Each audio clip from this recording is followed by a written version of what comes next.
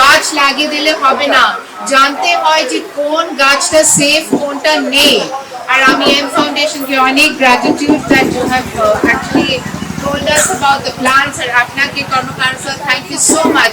আমার সঙ্গে এখানে বিমল স্যার পাল স্যারও আছেন, আপনারা যারা অতিথি আছে সবাইকে অনেক অনেক ধন্যবাদ, আপনারা এসেছেন ওর পক্ষ থেকে আমি খুব খুশি। Thank you so much for your support. Robin sir আছেন, আর সবচেয়ে বড় আমার বিকাশ যে করছে, আমরা যদি কিছু করতে পারি না কিন্তু আমরা শুধু একটা ছোট সাপোর্ট যদি আমরা দেই সেটা কত বড় মানে রাখে।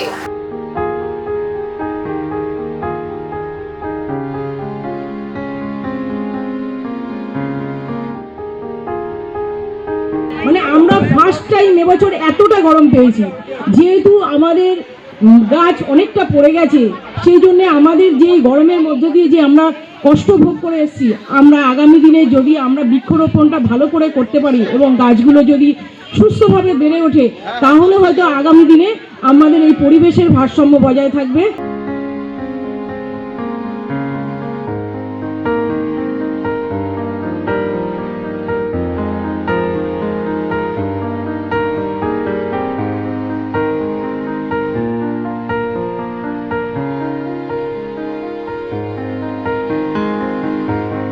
আর একটা গাছ মানে কিন্তু একটা প্রাণ নয়, আমরা এটা প্রতিনিয়ত ভুল করি।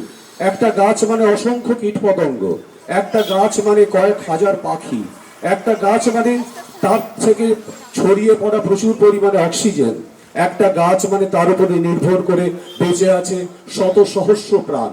সুতরাং একটা গাছকে যদি যত্ন নিয়ে সত্যিকারে তাকে পরিপুষ্ট করা যেতে পারে, তাহলে কিন্তু আজকের এই যে প্রচেষ্টা, সেই প্রচেষ্টা সত্যিকারে একদিন সার্থকতা লাভ করবে।